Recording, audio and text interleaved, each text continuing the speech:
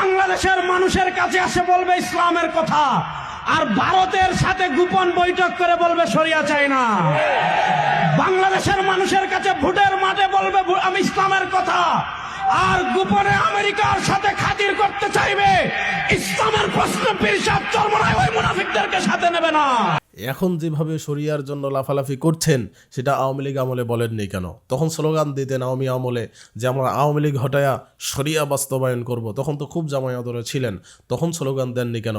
আর আজকেই ধরেন আপনি ক্ষমতায় গেলেন, কাল থেকে শরিয়া আইন যে বাস্তবায়ন করবেন সেইটা যে ভারতের চাপ, পশ্চিমাদের যে চাপ, সেটা কি সামলাইতে পারবেন?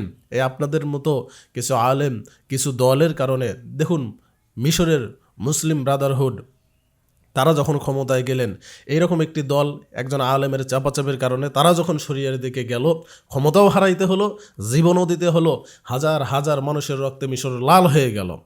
তো কাজেই শুধু মুখে চিল্লালেই হবে না, পরিবেশ পরিস্থিতি বুঝতে হবে। জামাত যেটা করতে চাচ্ছে this is the right way, যে আমরা ধীরে ধীরে শরিয়ার দিকে যাব। হঠাৎ করে গেলে আপনি তো ক্ষমতায় থাকতে পারবেন না, আপনাকে থাকতে দেবে না ক্ষমতায়, তো আপনি শরিয়া আইন চালু করবেন কিভাবে? এই চাপ সামলানোর ক্ষমতা কি আছে আপনাদের? যে আপনারা এখন শরিয়ার জন্য জামাতকে দোষারোপ করছেন। আপনারা বিগত সময়গুলোতে যখন আলেমরা ফাঁসির মঞ্চে দাঁড়িয়েছে, আলেমরা কারাবরণ করেছে, আলেমরা জেলখানার মধ্যে বছরের পর বছর বন্দী হয়েছিল, গুম হয়েছে, আয়না ঘরে বন্দী হয়েছে, সেই সময়টাতে আপনাদের অবস্থা কী ছিল বাংলাদেশের মানুষ কি জানে না?